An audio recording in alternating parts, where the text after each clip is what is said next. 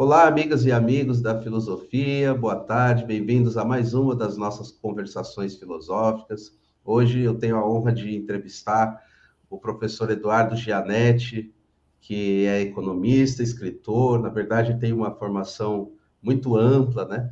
Tem livros também que entram no domínio da filosofia, e vai ser uma honra que está sendo já recebê-lo no canal essa tarde aqui. Obrigado pela presença, professor Eduardo Gianetti, que é membro também da Academia Brasileira de Letras, né? Vou ressaltar também esse fato. Obrigado. E também tenho a honra de receber no canal o professor José Márcio Rego, que vai contribuir aqui com questões, com colocações. Obrigado também, professor José Márcio Rego. E ao público que pode nos acompanhar agora ao vivo ou em outro momento também, essa live vai ficar gravada, fiquem à vontade para fazerem comentários, né, deixarem alguma coisa aí que a gente em algum momento pode colocar também aqui ao vivo. Então, boa tarde, mais uma vez. Boa tarde. Obrigado, Eduardo. E vou passar ao professor José Márcio para fazer uma primeira pergunta, aí a gente começa essa entrevista. Com a palavra, então, José Márcio, obrigado mais uma vez. Obrigado, Caio. Obrigado, Eduardo, por aceitar esse convite para o canal do Caio Souto, um canal importante, com bastante repercussão. Uma alegria tê-lo aqui, Eduardo. Você sabe que eu sou fã do seu trabalho intelectual. Você é mais do que um economista, você é um filósofo, né? E está se tornando, com a sua obra interessantíssima e a sua produção, está se transformando num intérprete do Brasil. O Eduardo tem juventude, inteligência, competência, a sua obra está ficando, né? Essa tua eleição para a Academia Brasileira de Letras denota isso. 2 prêmios Jabuti, obras interessantíssimas, né? Eu sou fã do Eduardo, desde do livro que organizei junto com o Ciro Biderman e o Luiz Felipe Kozak. Selecionamos 15 dos mais importantes economistas brasileiros, e está lá o Delfim, está lá o Roberto Campos, está lá o Mário Henrique Simons, está o Pércio Arida, e está lá o Eduardo Gianetti, o mais jovem, né? Na ocasião, em 94, o Eduardo Gianetti da Fonseca. Muito obrigado, Eduardo. Uma alegria, um prazer, uma honra estar aqui participando com você no canal do Caio. Pergunta que eu ia fazer, bom, você tem uma obra vasta, provavelmente o Caio vai fazer perguntas das obras mais recentes, mas em cima do Trópicos Utópicos, eu achei muito interessante, na verdade eu travei contato com o Agostinho da Silva a partir de uma dica sua. Eu confesso que tinha um conhecimento muito ralo do Agostinho da Silva. Se você pudesse, a partir do Trópicos Utópicos, fazer considerações sobre o Agostinho da Silva. Ok. Bom, boa tarde, Caio, boa tarde, Zé Márcio. Uma grande satisfação poder compartilhar com vocês essa conversa. Eu tinha um contato superficial com a obra do Agostinho, mais por referências do que por um estudo direto do pensamento dele.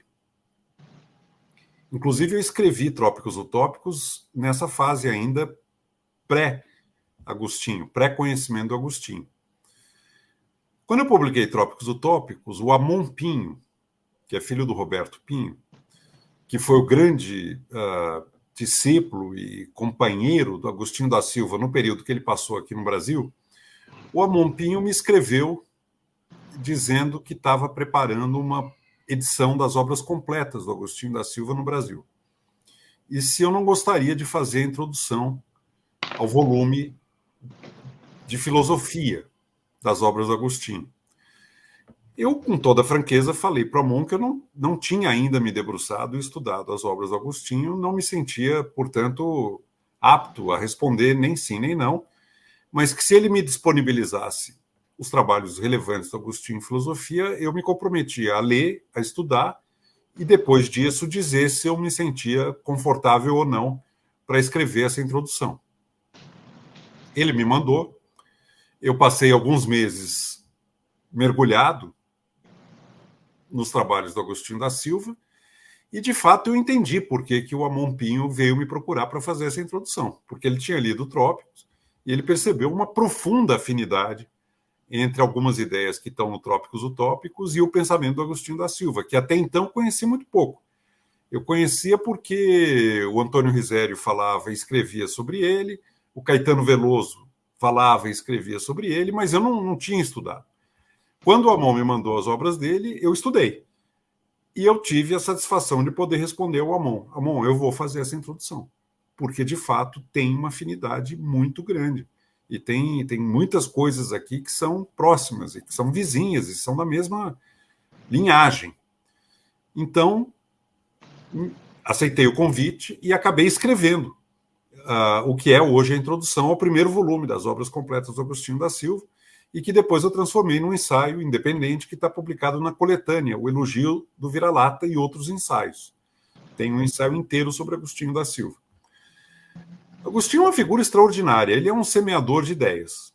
E ele tinha uma visão muito original em relação ao potencial da cultura ibérica, ibero-americana, como alternativa a um modelo do iluminismo europeu do norte da Europa, muito calcado na ciência, na tecnologia e no progresso econômico como sendo as grandes conquistas e os reais definidores de uma civilização.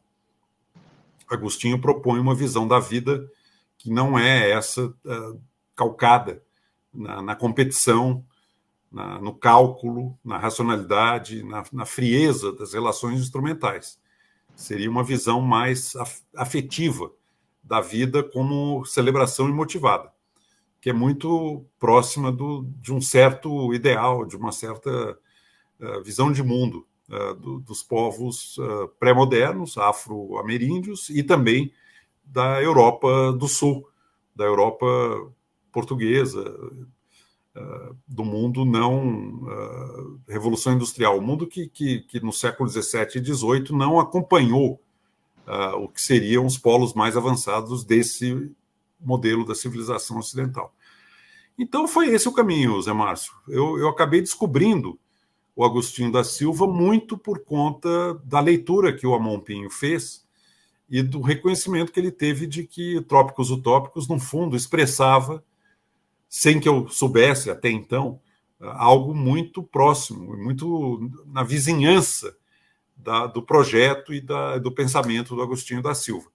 E você, se você pudesse destacar, claro, você disse que tá no Trópicos Utópicos, tem um ensaio sobre Agostinho da Silva. Não, mas se você pudesse adiantar... O Trópicos não fala do Agostinho. O Trópicos não tem nada do Agostinho. Isso não, perdão. No ensaio na introdução, perdão. Está no ensaio da introdução do livro do Agostinho. Amon. Mas se você pudesse... Do Amon, né? Organizado pelo Amon. Se você pudesse resumir no que você se coaduna com o Agostinho, enfim. Não, primeiro, num plano mais abstrato filosófico, essa ideia de que a ciência que prometia banir o mistério do mundo, na verdade, só faz aumentar o mistério do mundo. E a transcendência se impõe na condição humana.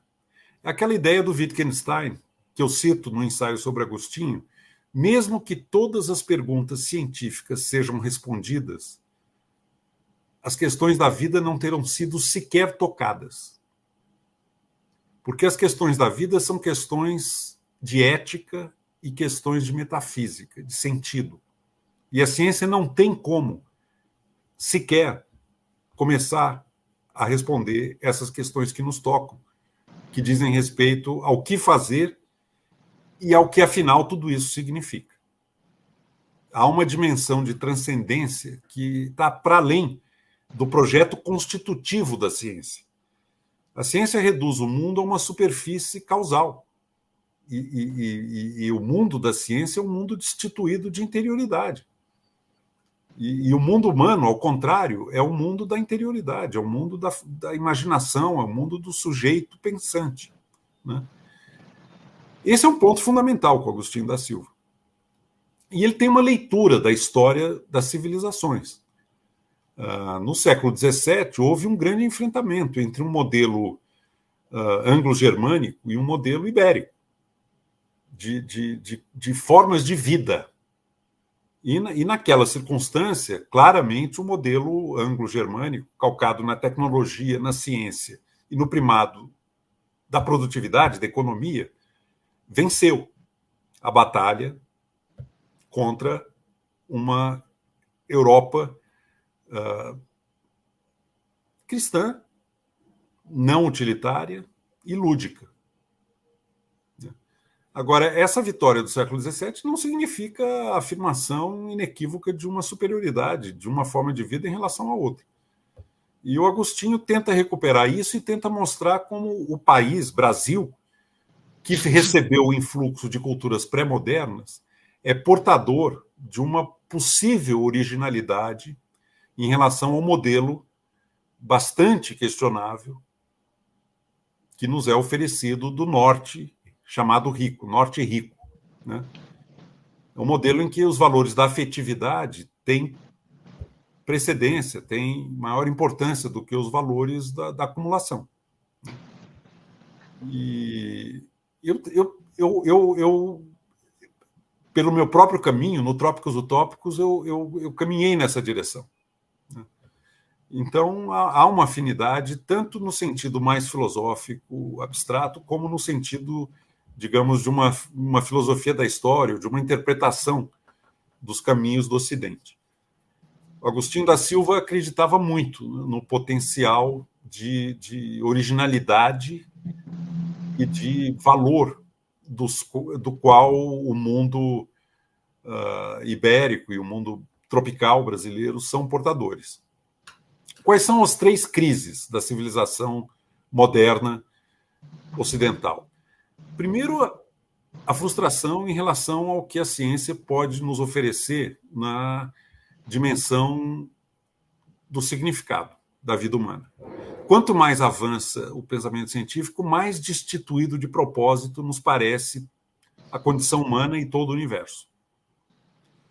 A segunda crise é a crise do projeto de dominação da natureza por meio da tecnologia. Uma ideia que é muito forte no marxismo, que o sentido da história é conferido pelo avanço dos meios de produção e do assenhoramento, como gostava de dizer Marx, o assenhoramento da natureza pela sociedade e pela tecnologia, né? Que seria levado a um patamar ainda superior no mundo socialista e comunista.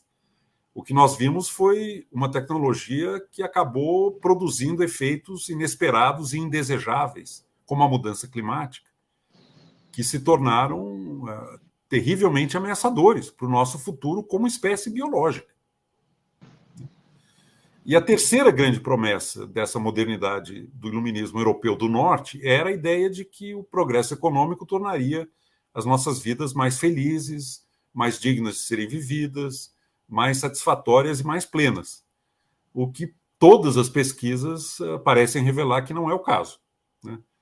Para dar um exemplo eloquente, os Estados Unidos hoje é um país em que as mortes por desespero, como o economista Angus Deaton mostrou num trabalho extraordinário que fez ele ganhar o Prêmio Nobel, as mortes por desespero hoje são uma realidade demográfica a ponto de, para um jovem do sexo masculino de 18 anos, a probabilidade de morrer antes dos 50 anos é maior hoje nos Estados Unidos do que em Bangladesh.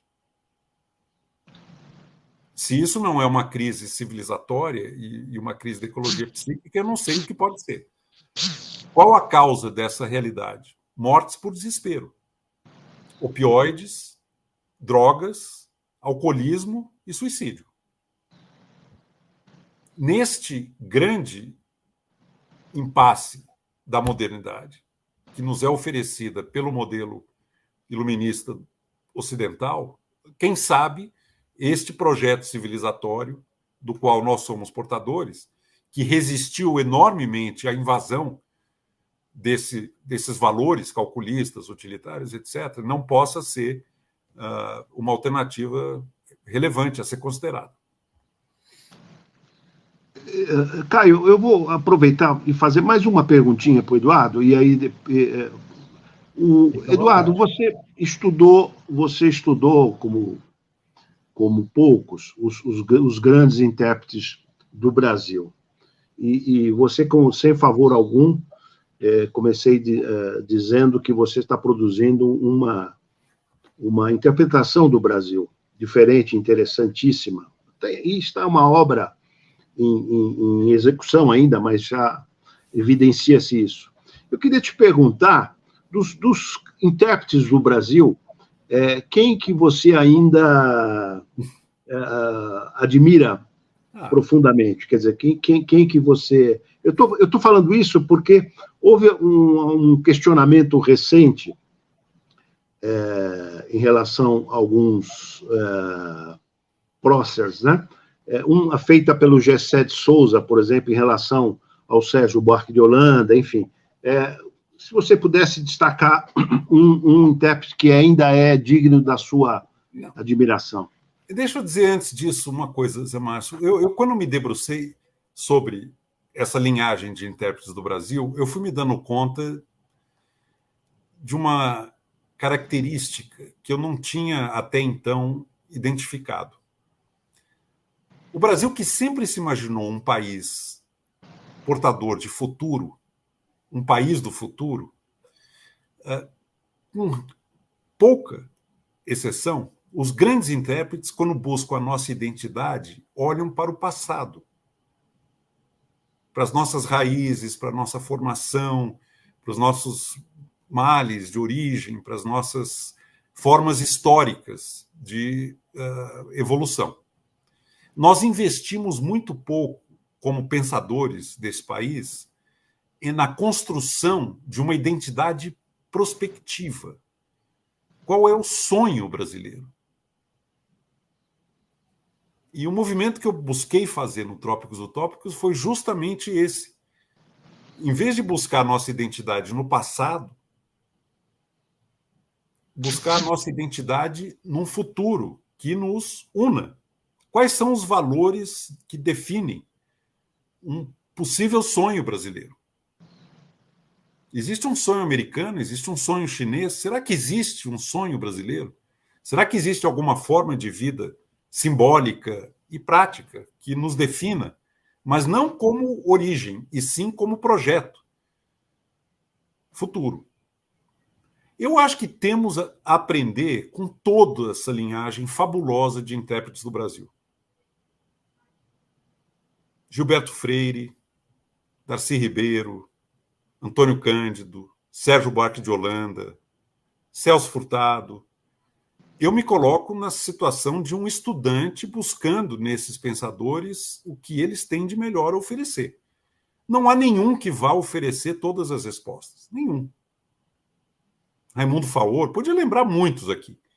Eu acho que nós temos que ter realmente a disciplina de nos beneficiarmos dessa contribuição e buscarmos, a partir dela, uma síntese, mas com uma mudança de perspectiva.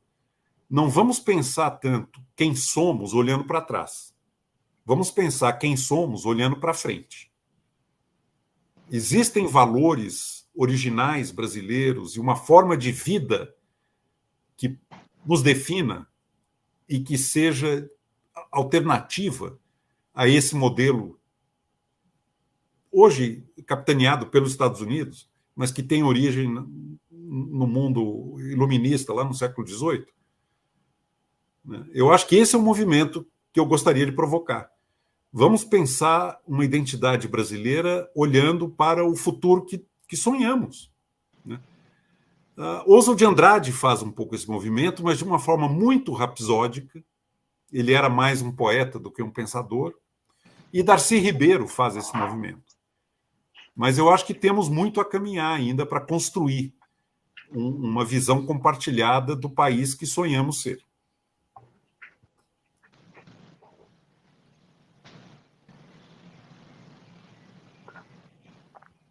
Vai lá, Caio. Tive um probleminha aqui na minha energia, aí entrei com o celular aqui. Estamos ouvindo perfeitamente. Ah, que bom. Bom, vou fazer uma pergunta, então. Ouvindo essas suas duas respostas, né? Uma mais sobre a questão do Brasil, a primeira sobre um filósofo contemporâneo. Eu acho que, assim, a maior parte dos seus livros estão nessa fronteira, né? São sempre tentativas de articular algo da tradição, né? Seja da tradição filosófica ocidental ou de uma tradição mais restrita, né? do pensamento social brasileiro, com questões mais concretas, né? Que eu acho que aí talvez esteja a questão do economista, do cientista social, né? Articulando uma questão mais filosófica, mais tradicional, mais antiga, uma lenta elaboração, né? Que vem do Ocidente, lá dos seus primórdios na Grécia, né? Como no seu último livro, o Anel de Giges, mas que já logo em seguida já começa a desenvolver, a desmembrar isso para uma questão mais contemporânea. Eu queria saber, assim, primeiro de uma forma mais geral, antes de fazer uma pergunta sobre o livro, como que se dá essa relação da interdisciplinaridade, né? Da economia, das ciências sociais, da questão do pensamento sobre o Brasil e da tradição filosófica que culminou, talvez, nesse último livro, mas que está presente em outras obras suas também. Como é que é essa relação dessas várias disciplinas? Eu vou me permitir falar um pouco aqui da minha formação para tentar atender a sua demanda, a sua pergunta. A minha paixão de estudo, desde a adolescência, é a filosofia. E ela nasceu num momento muito claro, definido da minha experiência pessoal.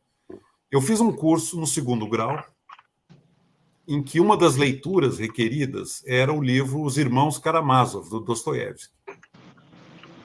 E aquilo me tomou de tal maneira que eu tive uma intuição forte de que eu queria encaminhar minha vida para aquele mundo, daquele universo especulativo que é o romance filosófico do Dostoiévski.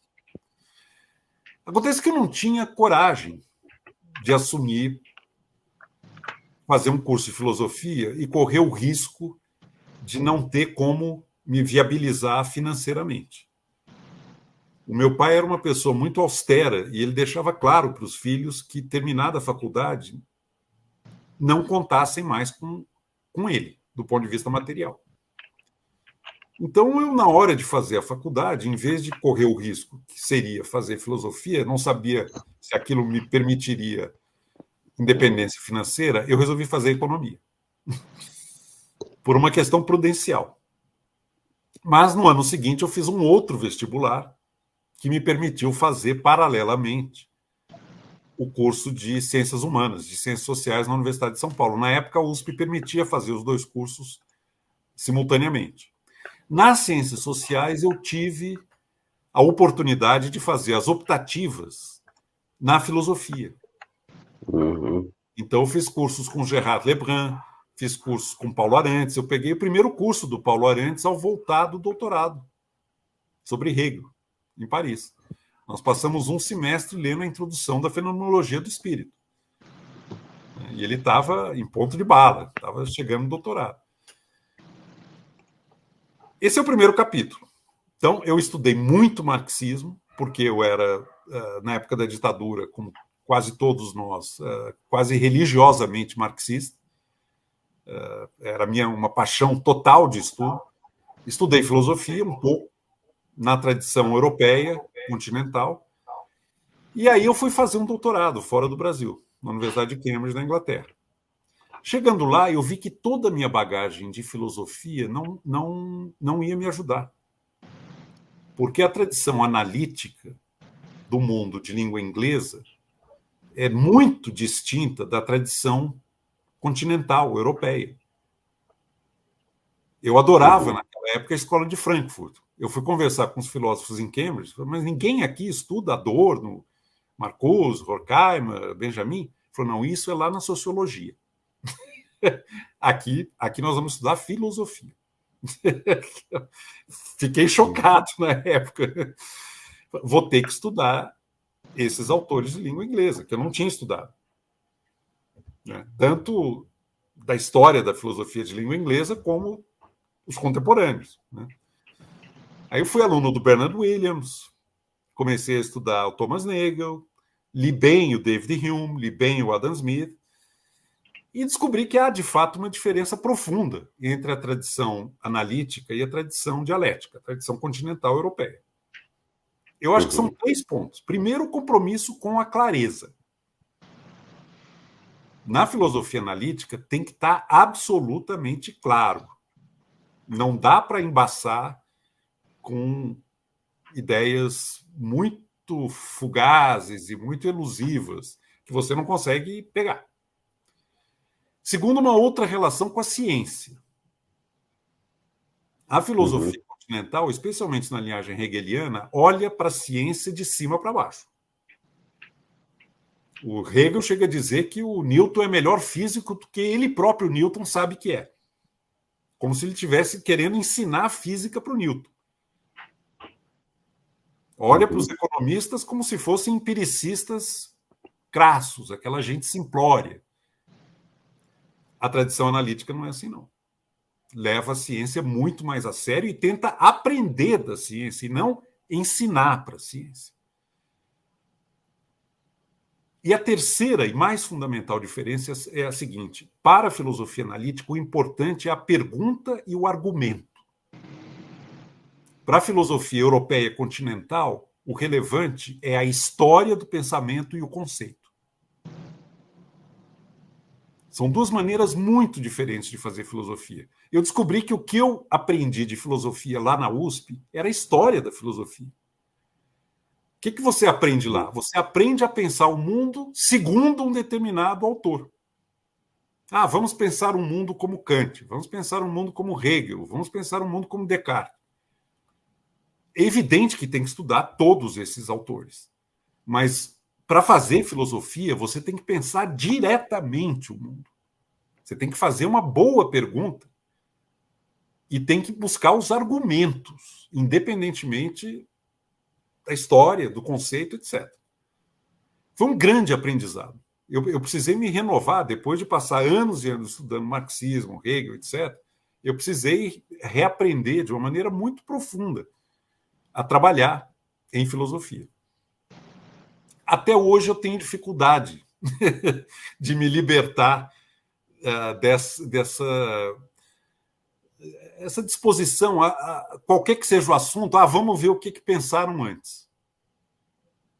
Eu acho que é fundamental saber o que pensaram antes, mas é muito difícil pensar por conta própria. Conquistar uma autonomia de pensar um problema por si.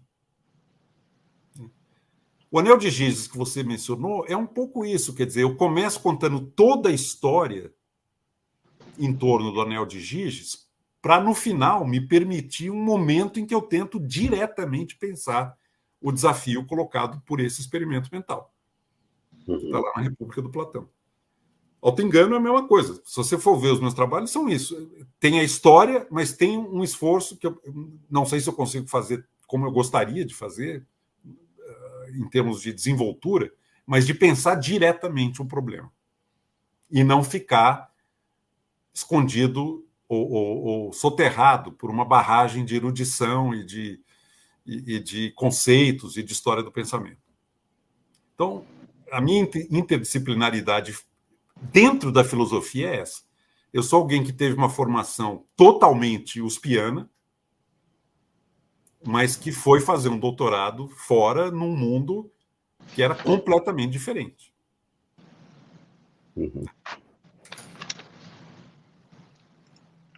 Eduardo, Caio, me permite fazer mais uma pergunta?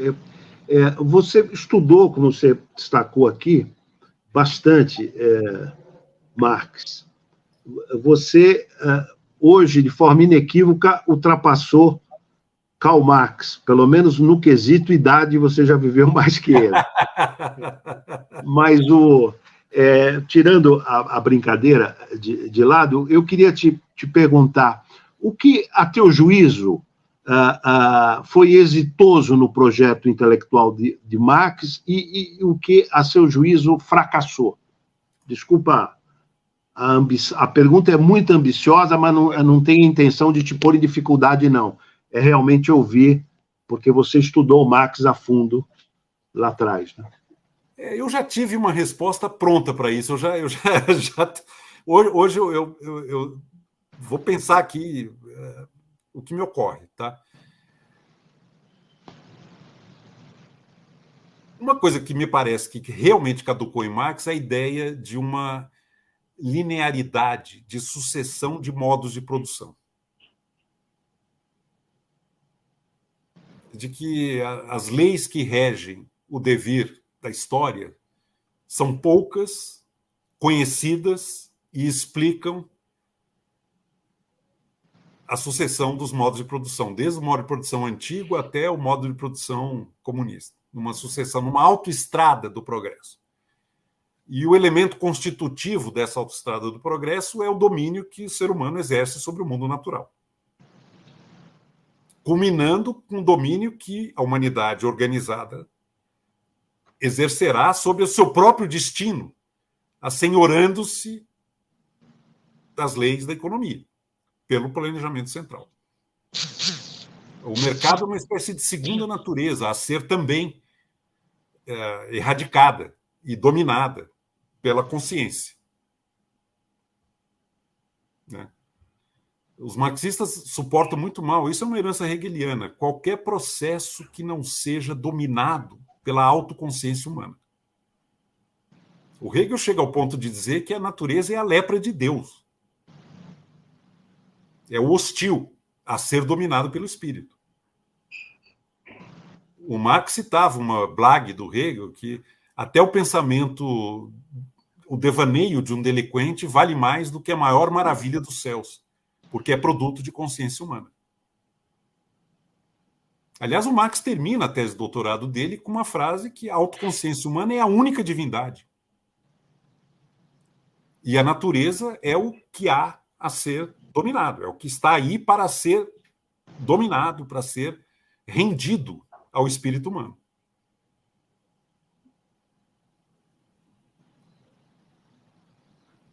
O que é interessante no Marx, primeiro, ele ter trazido um senso histórico muito mais refinado para a economia.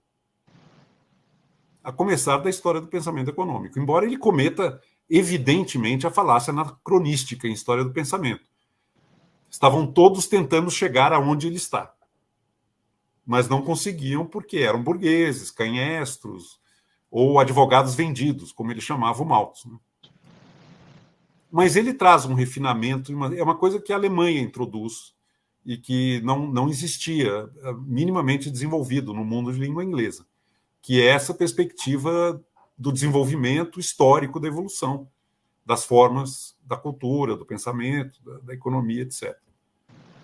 O trabalho empírico dele de estudar a tecnologia é muito relevante, a maneira como ele descreve a formação, a manufatura, a maquinaria, as relações entre capital e trabalho. Eu acho que tem muita... É um autor a ser estudado. Não dá para ter o mínimo de formação sólida em economia sem passar por Marx. Não dá. Agora, com um olhar crítico e sempre colocando Marx no contexto a que ele também pertenceu. Né? Uhum. Mas tem muitas e muitas coisas para falar, Zé Márcio. Uma questão que não estava presente no mundo original em que o marxismo se constituiu é a relevância do investimento em conhecimento e educação. Está fora. O Marx achava que o trabalho ia ficar cada vez mais parecido com a máquina. Cada vez mais o trabalho ia se abstraindo de qualquer tipo de input, de sofisticação. Com a segunda revolução industrial, isso aí mudou. O capital humano, tal como se passou a chamar, se tornou ainda mais relevante do que o capital físico, que era o capital relevante para Marx. A acumulação de capital no sentido do capital tangível, né? Máquinas, equipamentos, infraestrutura. E a ideia de planejamento central mostrou, na prática, ao longo do século XX, que é um desastre. O que parecia ser a ciência e o passo final no exercício da soberania humana em relação ao sistema econômico se mostrou um desastre completamente irrecuperável, né? Eu acho que a ideia de submeter todo o sistema econômico a um comando de planejadores de gabinete é uma ideia que a prática e a experiência do século XX mostrou que não tem fundamento, não tem validade. Essa minha resposta é o que me ocorreu falar nesse momento. Eu não sistematizei como eu gostaria. Excelente. Muito bem. Queria voltar a uma questão que foi muito bem colocada aqui, desse debate entre filosofia continental e analítica, a questão da colocação do problema, né? E aí eu volto ao tema dos intérpretes do Brasil e pensando no seu último livro, que é sobre a justiça, né? O tema da justiça. É um problema que todos os grandes intérpretes do Brasil colocam, né? Como pensar uma sociedade justa num país que tem uma história, né, como a do Brasil, dos demais países da América Latina, né? Esse é o problema principal que motivou a escrita desse livro, ou é uma questão mais ampla, metafísica? É uma questão concreta, situada para pensar o Brasil? Ou é as duas coisas? Como é que foi Não, é as duas coisas. É um problema filosófico, e é um problema eminentemente prático, né? Agora, eliminar o mal não significa afirmar o bem. Se o Brasil resolve todas as mazelas do seu passado, o que é que nós nos tornamos? Quais são os valores que nos definem? Se o Brasil der certo, o que é dar certo? Para a grande maioria dos meus colegas economistas, Caio, dar certo é virar um estado do sul dos Estados Unidos da América. Com o mesmo nível de renda per capita, com certos indicadores biomédicos, com acesso a bens de consumo, com uma educação razoavelmente adequada para a grande maioria. Será que o Brasil sonha ser como eles são? Um estado do sul dos Estados Unidos ou um país do sul da Europa? Ou será que nós somos portadores de algo diferente, como projeto, como sonho? Há uma diferença entre você eliminar as coisas erradas, que são flagrantes no Brasil desde sempre, e você construir o seu projeto original, a sua utopia, o seu sonho. A questão da justiça no Brasil é flagrante. Nós temos uma realidade obscena de desigualdade. E tem que ser enfrentada. Agora, isso não constitui um sonho. Isso constitui um acerto de contas com o passado. Uma dívida que tem que ser saldada. Mas em nome do quê? De termos uma produção média por habitante parecida com a do Japão, da Alemanha, dos Estados Unidos? E é isso a métrica de sucesso que nos define?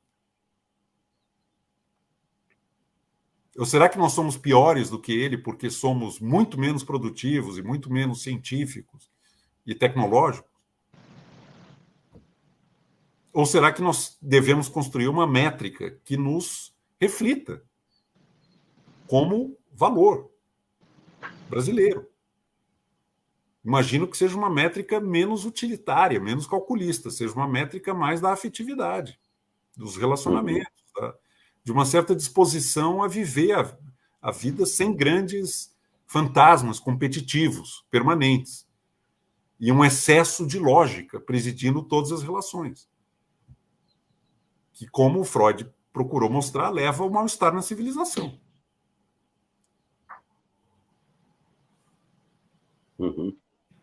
Eduardo, eu queria aproveitar não só essa sua erudição no campo da economia e no campo da filosofia, mas a sua experiência de estudar o Brasil, até do ponto de vista, estava lembrando aqui, o Agostinho, pouca gente sabe disso, né? O Agostinho chegou a assessorar o Jânio, né? Foi. Ele é criador da Universidade de Brasília, junto com o Darcy Ribeiro. Junto com o Darcy Ribeiro, e chegou a influenciar... o primeiro Instituto de Estudos Afro-Orientais no Brasil. Criador da Universidade da Bahia. Impressionante. Não, eu queria... Foi professor fundamental. O tropicalismo, o Caetano já me falou, não existe o tropicalismo sem a presença seminal do Agostinho da Silva na Bahia. Sim, mas eu citei o Agostinho agora, mas era para dizer o seguinte: você participou de inúmeras campanhas na condição de assessor, né? Você tem um profundo conhecimento do Brasil real, até por ter se debruçado. E eu estava até me preparando para esse programa do Caio com você, revendo um debate interessante que você teve, eu vi no YouTube, com o André Singer. Aliás, uma discussão de alto nível, muito civilizada e muito interessante.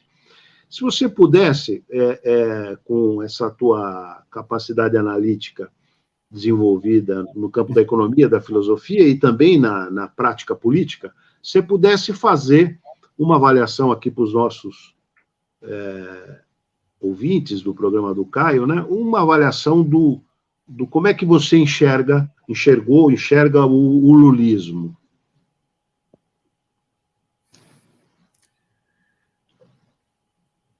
Bom, depois do pesadelo bolsonarista, Márcio, é um tremendo alívio ter um estadista, como poucos na história política do Brasil, do porte do Lula. Eu tenho a impressão que, em termos de liderança popular e de talento, desde o Getúlio Vargas não surge nada da mesma estatura. O Lula tem um dom muito raro de comunicação e de capacidade de empatia, de uma sensibilidade para entendimento do brasileiro comum. E é um mérito isso. É uma coisa invejável a capacidade dele. Eu fico realmente impressionado. Agora, por outro lado, eu acho que falta uma certa generosidade imaginativa em relação ao potencial cultural do Brasil. A utopia do Lula, posso estar enganado, mas o sonho dele é que todo brasileiro tenha o seu carro, possa assistir o seu futebol domingo, tome a sua cervejinha, tenha uma vida decente, um emprego, mas não vai muito além disso. Ele não é portador e não formula uma visão generosa para o nosso futuro. E creio que uma das coisas que falta nesse aspecto são duas coisas. Primeiro, um compromisso muito mais intenso e ousado do que eu vejo em relação à educação. A qualidade da educação, as oportunidades que a educação oferece de desenvolvimento humano. Eu acho profundamente desapontador observar como, da redemocratização para cá, nós não tivemos um estadista capaz de colocar a educação no centro absoluto da agenda.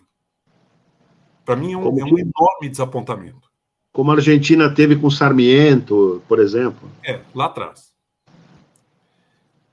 Nós precisávamos de um líder que fizesse, em relação à educação, ao conhecimento, mais ou menos o que o Juscelino Kubitschek fez em relação à indústria e à urbanização.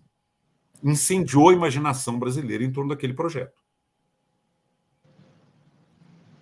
O que precisaria agora é um líder com esse dom que o Juscelino teve naquela altura, só que não voltado para capital físico, e sim voltado para os valores do conhecimento, da educação, digamos, capital humano. Não capital no sentido estreito, econômico, de rendimento, mas no sentido de formação humana. E outra dimensão em que o PT deixa demais a desejar é meio ambiente. O governo Dilma foi um desastre do ponto de vista ambiental. Entre outros, né? Então, eu acredito que falta ao projeto do PT esse lado mais visionário e de ousadia, de pensar um Brasil que construa a sua métrica do que é sucesso, do que é dar certo. Aquele filme do João Moreira Salles sobre o Lula mostra muito essa visão que o Lula tem do que é dar certo. É o cara ter um emprego, ter o carrinho, ter o churrasco, o entre atos, né? Viajar para Disney. Entre atos. Do consumo. Nós tivemos uma bonança econômica, em grande medida, proporcionada pela valorização das commodities no primeiro e segundo mandato do Lula. Nós torramos isso numa farra de consumo. Em vez de gastar com educação, gastar com infraestrutura de qualidade, com saneamento, nós torramos isso. E a Dilma tentou forçar esse caminho, meteu os pés pelas mãos. Produziu a pior recessão da história do Brasil desde, pelo menos, 1981. Né? O Caio, você me permite, eu não resisto, dada a capacidade analítica do Eduardo e o fato de o Lula, que o Lula viva 110 anos, pelo amor de Deus. Mas eu estou só falando do ponto de vista sucessório. Nós temos um intelectual, aliás, um grande intelectual, não é? Que já foi exitoso no Ministério da Educação, não é? Não teve êxito, mas na campanha contra o Bolsonaro, mas ali era difícil, ele entrou 28 dias antes e foi para o segundo turno, né? Quer dizer, um dos possíveis sucessores do Lula é o Fernando Haddad. Se você pudesse, não sei se você chegou a ler o Terceiro Excluído, ou se você acompanha a produção intelectual do Haddad, mas se você pudesse fazer uma avaliação intelectual ou política da figura do Fernando Haddad. Eu acho que o Haddad está indo muito bem como ministro da Fazenda. Talvez seja a melhor coisa desse terceiro mandato do Lula. Eu tenho enorme admiração, respeito pela seriedade do Fernando Haddad como gestor, como homem público. Eu não li o Terceiro Excluído. Infelizmente, eu não enfrentei ainda, mas pretendo fazê-lo. Tá? Eu acho que é uma grande promessa de renovação e, para mim, sem menor dúvida, é o melhor quadro do PT. Disso eu posso dizer que ele me impressiona como a liderança mais capaz de renovar e de dar prosseguimento a essa força política tão relevante brasileira como é, sem dúvida nenhuma, o PT. Uhum.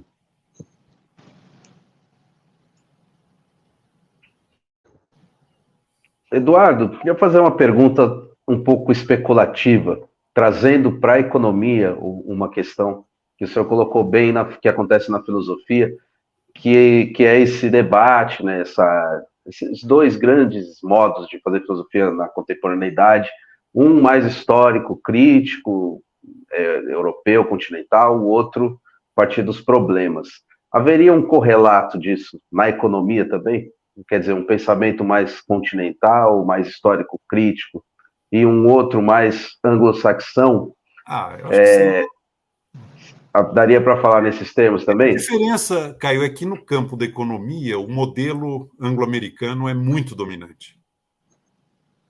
Nas faculdades, nas universidades. Mas o marxismo, o estruturalismo, o Celso Furtado representam uma variante mais afinada com o que seria o padrão continental europeu, que é mais história da economia do que teoria econômica pura. Né? Agora, a diferença é que, enquanto na filosofia o modelo continental europeu é dominante, aqui no Brasil, na economia ao contrário. Aliás, essa era uma das grandes dissociações que eu observava na minha época de estudante na USP. O mundo da economia era o mundo dos manuais horrorosos de economia americanos, e o mundo das ciências humanas e da filosofia era o mundo dos clássicos da filosofia europeia. E dos modismos franceses. O tempo que eu perdi com o modismo francês, essa é uma das coisas que eu realmente me arrependo na vida. A gente não ouvia falar de Agostinho da Silva e sabia de todas as modinhas filosóficas mais recentes da França. Isso, quando eu me dei conta do colonialismo mental que isso representa, a gente não estuda Miguel de Unamuno, não estuda Ortega y Gasset, não estuda Agostinho da Silva, e fica estudando as modinhas francesas, que desaparecem. Eu perdi muito tempo na minha juventude. É lógico que nunca é totalmente perdido, mas eu poderia ter aproveitado bem melhor o meu tempo.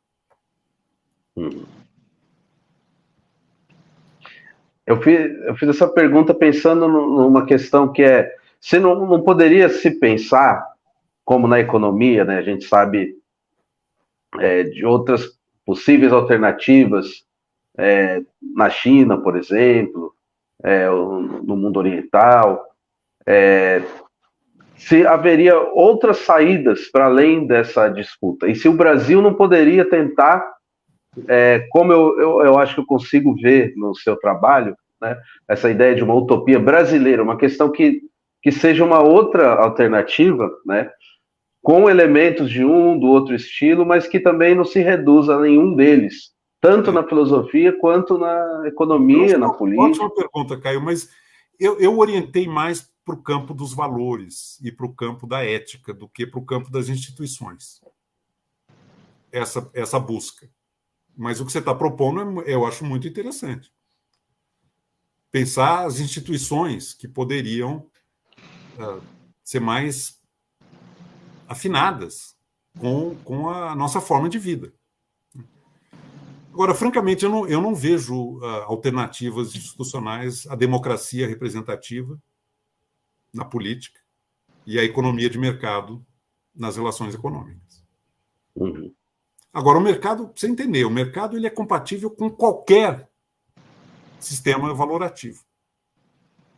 É apenas um modo de coordenação das relações de troca numa economia que é baseada na divisão social do trabalho.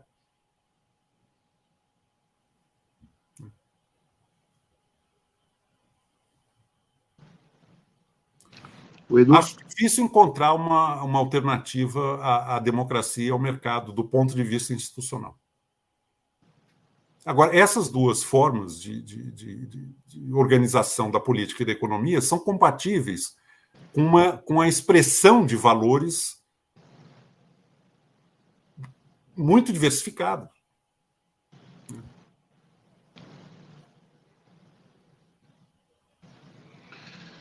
Eduardo, quando você estava fazendo a digressão, a análise do Agostinho, me ocorreu de lembrar, o Agostinho tinha uma dimensão religiosa forte, né? Sim, sim. Inclusive na proposta da fase do Espírito Santo, enfim, quer dizer, estudou, tem trabalho sobre cristianismo, enfim. Eu estou lembrando isso para dizer o seguinte, há um fenômeno impressionante, forte, da nação brasileira, que é o desenvolvimento acelerado do pentecostalismo, não é? E todas as suas virtudes e defeitos, né? Eu não estou aqui Se você chegou a fazer alguma reflexão sobre isso, como é que você enxerga essa força dos evangélicos na política e também na dimensão religiosa, né?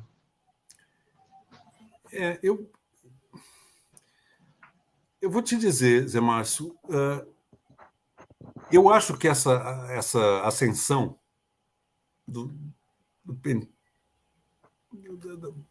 das religiões pentecostais, né, no mundo brasileiro está muito ligada à atomização da vida nas periferias e a perda de um sentido de comunidade e de apoio que famílias que são deslocadas da sua origem tradicional no meio rural enfrentam quando se veem na selva de uma periferia de uma grande metrópole brasileira. Elas encontram nessas igrejas um espaço em que é possível reconstituir, de alguma maneira, um sentido de comunidade e de solidariedade e de apoio mútuo diante da total fragmentação e atomização que representa esse desenraizamento, que é você sair de uma pequena comunidade, de uma pequena cidade do interior e vir para uma metrópole e ser jogado às feras, a lei da selva. É assim que eu entendo, é um espaço muito legítimo que essas organizações acabam conquistando. Não é à toa que tem a adesão de contingentes enormes que vão buscar nessas denominações amparo, né? E uma rede de proteção e de sustentação prática e simbólica diante do caos. O que a gente nunca pode esquecer, como brasileiro, é a enormidade demográfica pela qual nós transitamos. Nós éramos pouco mais de 50 milhões de habitantes no início da década de 50. O Brasil triplicou a população em 45 anos. Ultrapassamos 150 milhões de habitantes em 1994. Para pensar. Do descobrimento até 1950, 4 séculos e meio, passou de centenas de milhares para 50 milhões. Em 45 anos, passou de 50 para 150. As consequências sociais, culturais, humanas disso nos acompanham. Só que não foi só isso. Em 1950, nós éramos um país 80% rural e 20% urbano. Hoje nós somos um país 80% urbano e 20% rural. Então você combina essa explosão populacional com deslocamento populacional do mundo rural para as cidades, no espaço de 50 anos, é muito difícil imaginar que não seja o desastre que foi. Para que não fosse o desastre, nós teríamos que ter feito um esforço de formação educacional e de infraestrutura urbana que nós não nos preparamos para fazer. E essa população ficou completamente desamparada e completamente à deriva. E está aí. Uhum. A Coreia do Sul, da qual tanto se fala, terminou a sua transição demográfica na década de 60, 1960 e poucos, e fez um esforço enorme de formação de recursos humanos. O resultado é diferente. Agora, havia um bloqueio da discussão demográfica no Brasil, né? Militares, religiosos e marxistas chegaram a um acordo de que população não é problema. Crescimento demográfico, laissez-faire demográfico. Quem é que gosta de laissez-faire? Os religiosos pela questão do dogma cristão, os militares pela suposta necessidade de povoar o território, segurança nacional, e os marxistas com um argumento curiosíssimo de que era melhor exacerbar as contradições para que a revolução viesse antes. Então, deixa o pau comer. Controle populacional é uma maneira de você retardar o juízo final. E sem fazer reforma agrária aqui no Brasil, né? Também, sem dúvida.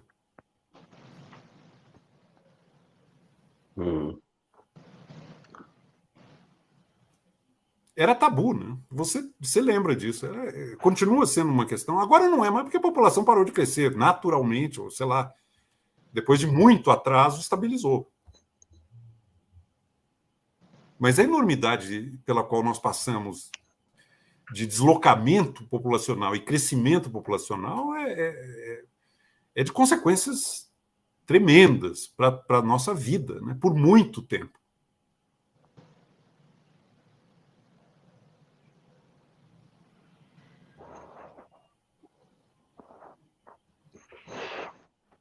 Eduardo, tem alguns debates que estão acontecendo aqui no nosso chat. Eu queria só trazer um deles aqui para a gente discutir, que é uma questão que tem muita gente debatendo, tem já teses sobre isso, que é a questão da inteligência artificial, né? Queria ouvir um pouco como que o senhor pensa os possíveis impactos disso para a atividade produtiva, e eu acho que tem muito a ver com uma série de atividades que são desenvolvidas, sobretudo pela classe média, né? Isso está interferindo em atividades como a medicina, na justiça, na advocacia e até no trabalho intelectual, né? Queria saber se, enfim, tem alguma coisa a dizer sobre isso, é um tema que lhe preocupa? Eu estou tão perplexo como todo mundo, Caio. Eu acho que é uma novidade feroz. E como sempre, se cria uma expectativa polarizada entre os triunfalistas e os catastrofistas. Não, vai ser a solução para tudo, vai resolver todos os problemas. Tem gente, os transhumanistas da Califórnia acham que é o caminho para a imortalidade. Você vai transferir toda a sua interioridade, o seu cérebro, para um programa de computação e depois você clona isso num corpo e se imortaliza. Eu estou chamando isso de imortalidigitalização. Tem muita gente séria que acredita nisso. E, do outro lado, o catastrofismo. Risco existencial para a humanidade, pode ser uma catástrofe. Eles vão tomar conta, o ser humano vai terminar desaparecendo, sendo completamente subjugado por máquinas superinteligentes que vão assumir o controle de tudo. Aristotelicamente e indutivamente, não vai ser nem tanto para um lado, nem tanto para o outro. Vão vir coisas e possibilidades formidáveis, mas problemas que virão juntos. O que nós não podemos é embarcar na fantasia iluminista de que há uma solução técnica para qualquer problema humano. O tecnosolucionismo. Na década de 1970, tinha uma coisa que circulava muito, que a tecnologia é a resposta. Mas qual é a questão? Será que as nossas vidas estão se tornando mais dignas de serem vividas com toda essa parafernália de smartphones, internet, inteligência artificial? Eu tenho as maiores dúvidas em relação a isso.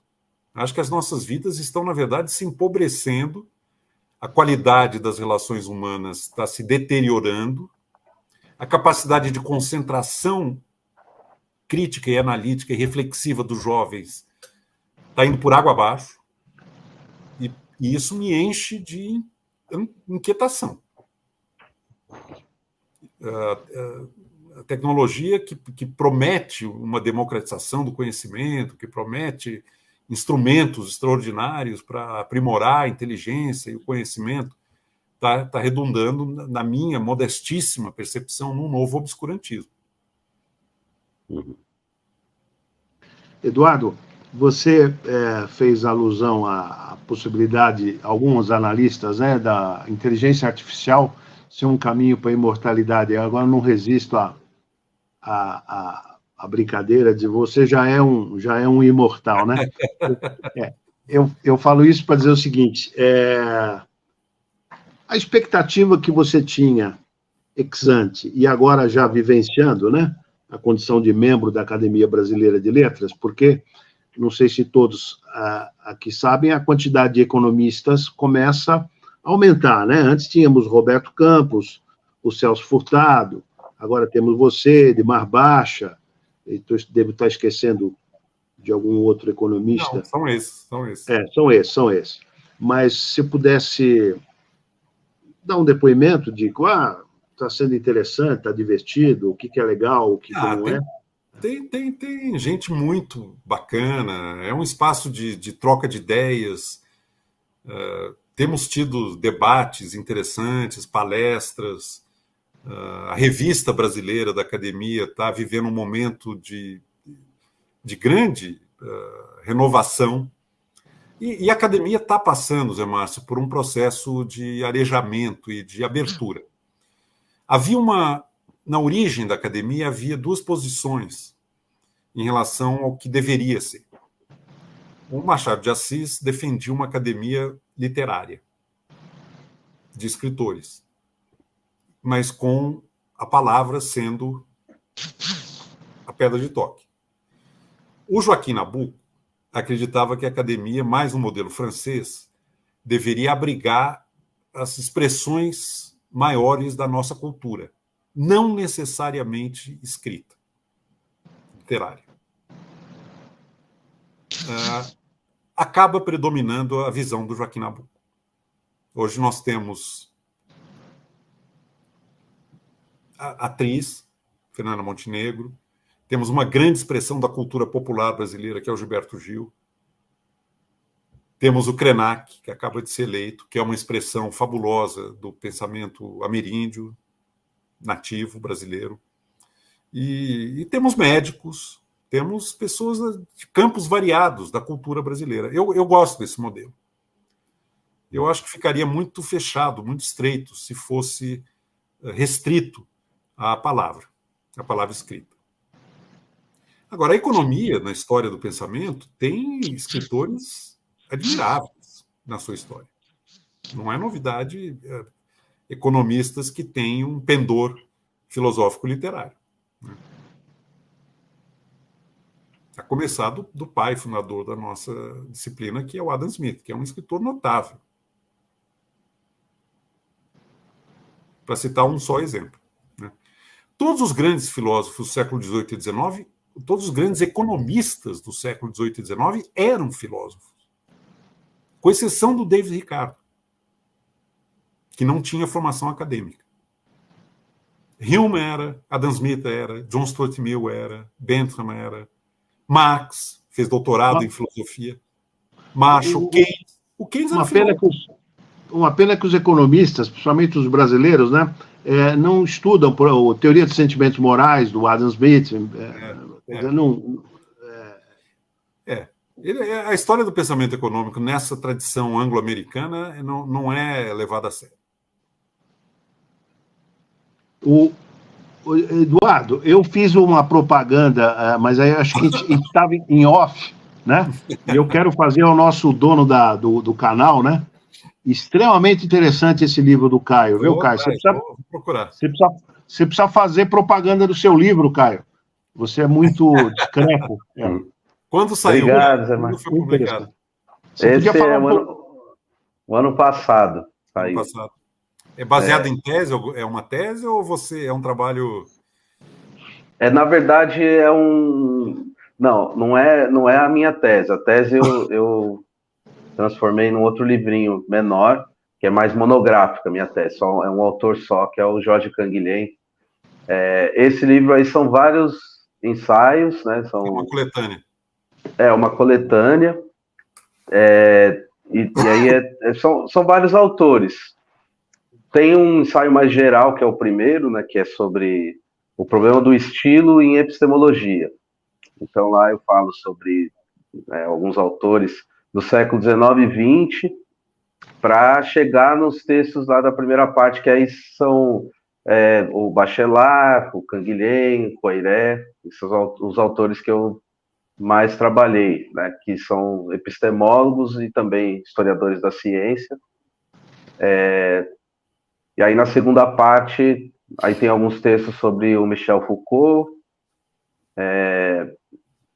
sobre o tema da leitura estrutural, né, que é bem isso que a gente discutia aqui. sobre o método de leitura, né, dos textos filosóficos no Brasil, na escola uspiana, né?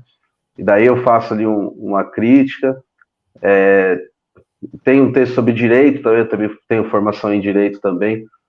Aí tem 2 textos, na verdade, né, sobre o direito. E no final é uma conclusão sobre o tema da crise, que é um assunto que perpassa desde a filosofia da medicina, né, desde a antiguidade também, o tema da crise. E depois tem o texto do Koselleck, né, o Reinhard Koselleck, Crítica e Crise. Aí ele faz a história conceitual do vocábulo crise e do vocábulo crítica. E aí eu tentei tirar algumas consequências disso. Na época esse texto eu escrevi ainda na pandemia, e aí nessa época eu estava pensando a questão da crise, enfim, numa acepção mais ampla, né? Como se fosse uma crise que, para mim, é uma crise médica, né? Antes de tudo, né? Assim, né? Há que se fazer um juízo médico-filosófico dessa crise, que foi a pandemia, mas que envolve uma crise no Brasil também política, moral, econômica, enfim, mas que eu vejo como uma crise da saúde da vida, né, na Terra. Tem a ver com a crise climática, o aquecimento global, e que é uma questão da vitalidade da espécie humana na Terra, né, que é o seu meio, o seu habitat, né? E como pensavam os antigos, a questão da crise, o princípio da crise é sempre uma crise da saúde, né, do organismo, mas primeiro o organismo individual, depois toda a humanidade, ou a própria vida na Terra. Aí eu terminei com esse ensaio. Então são vários ensaios. Tenho certeza que o Eduardo vai gostar de ler o teu livro. Boa. Eduardo, só aproveitando, nós estamos já caminhando para o final, né, Caio?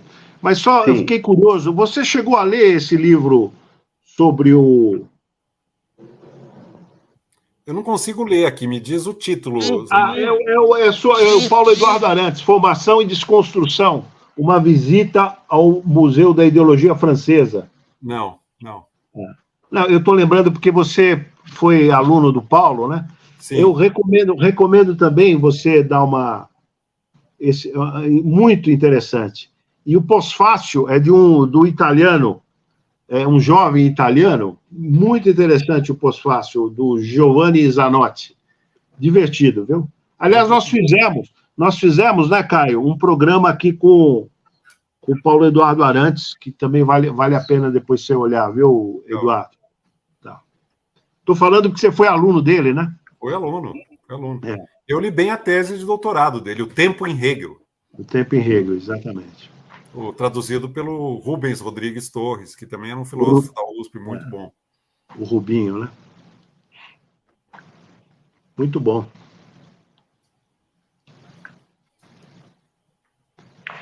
Bom, caminhando para o final, quiser fazer uma última pergunta, José Márcio, para o nosso convidado? Não, eu fico curioso, Eduardo, eu sou fã da tua obra e sou fã da sua inteligência e da sua seriedade, né? Em estudar todo esse sistema que você estudou. O que você está fazendo agora? O que você está estudando? Qual que é o próximo livro? Você vai rir, Zé Márcio. Imortalidade. É mesmo? Mas não tem nada a ver com a academia. Não, sim. É o anseio humano de perenidade. Como é que se manifesta no ser humano o desejo de permanecer para além da sua finitude? Tá, então me permite uma última perguntinha que eu acabei não fazendo. Você é cristão ou não? Não. Mas eu sou uma pessoa de preocupações e indagações profundamente religiosas, posso te garantir. Mas sem nenhuma vinculação institucional ou dogmática. Porque esse é o único cara na civilização que o tempo é contado antes dele e depois dele. Alguma importância esse cara teve, né?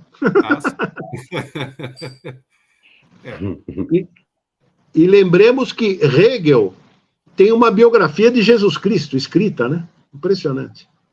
Chegou não é uma biografia, é o destino do cristianismo. O cristianismo e seu destino. É um ensaio juvenil. Ele estudou no seminário de Tubinga.